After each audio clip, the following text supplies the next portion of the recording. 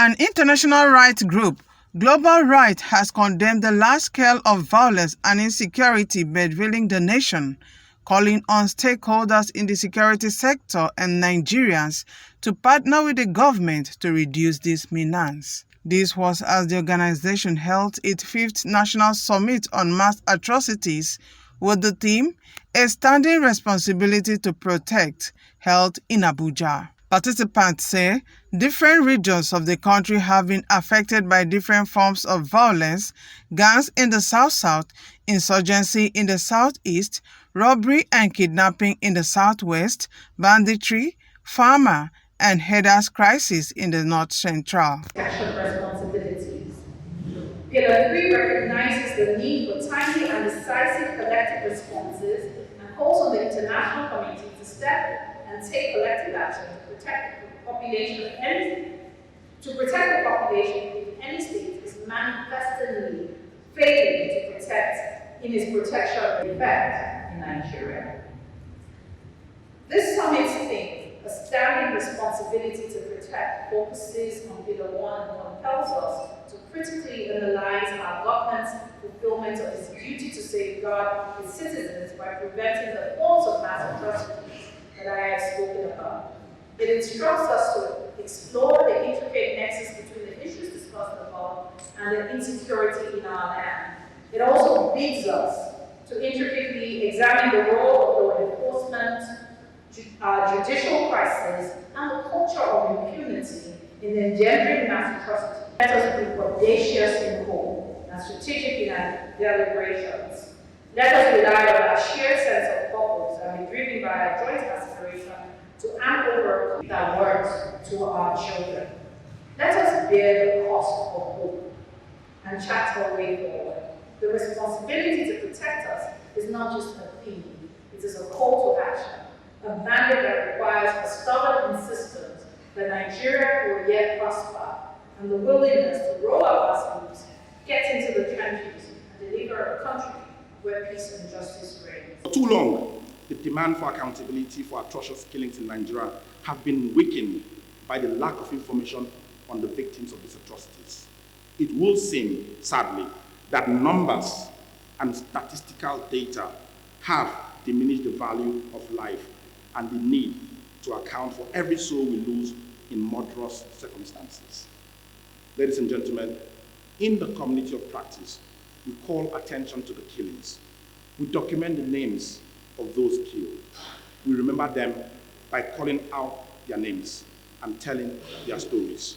We remind our government that the Constitution of the Federal Republic of Nigeria defines the security and welfare of the people to be the primary purpose of government. So far, our government have failed woefully at doing this duty. Looking at the situation where people who have participated in killing others, who have participated in destroying the livelihood of others, who have taken away people's farms, returned back to the community forgiven and empowered, while the people they have left in the institution are still there. So that kind of situation portends a potential, environment for fueling crisis. So we have to step in to try to go to these communities to promote some reconciliation amongst the repentant insurgents and the host communities, in such a way that the repentant insurgents who apologize to those they have offended, to those they have killed their parents, to those they have taken away their farms, to those they have taken away their wives, to those they have taken away the harvest of their farms. So we try to promote some kind of retributive justice by making them to do some remediation, in the sense that if you have taken away somebody's farm, you return the farm. If you have taken away somebody's wife, you return the wife. If you have taken away somebody's house, you hand over back the house. Or you do some kind of you can do some kind of farm work or something to repay for what you have done. This year's summit is the last ones we've had have really focused a lot on preventing mass atrocities by documenting those atrocities so as you can get justice for the victims. We're still on that journey. And this year's theme, as we know, we have a responsibility to protect. And it's really about giving the Nigerian people a voice to say enough is enough.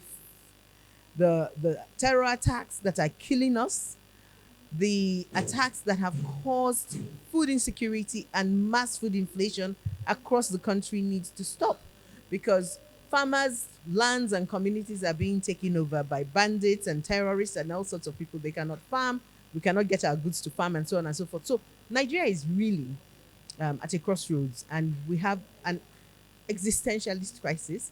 And this summit is here to share those experiences, to talk about those things, to delve deeply into the issues. We have issues of displacement.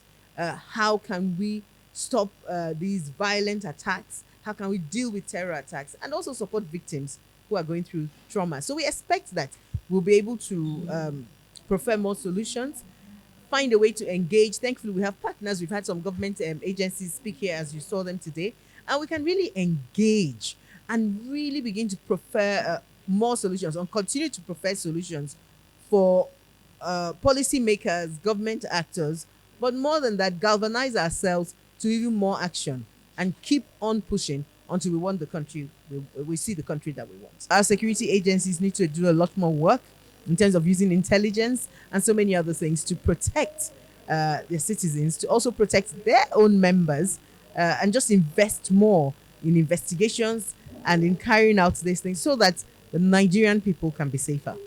What this summit can do is to help bring the attention to government, so that if government is not aware about the quantum or the large number of Nigerians that are on daily basis are facing atrocities either by state or non-state actors, it is a good opportunity for government to take careful analysis and review and bring out strategy that can curb or minimize the incidences that we are facing.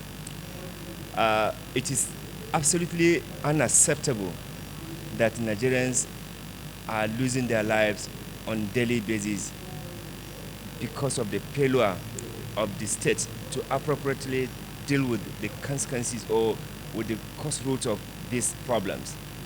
We have seen in so many places, even some allegedly state-sponsored violence against the citizens. We have seen how some non-state actors are freely moving with dangerous arms in the country. This is a worrisome. Nigerian custom has the responsibility to ensure that arms that are entering this country are actually checkmate.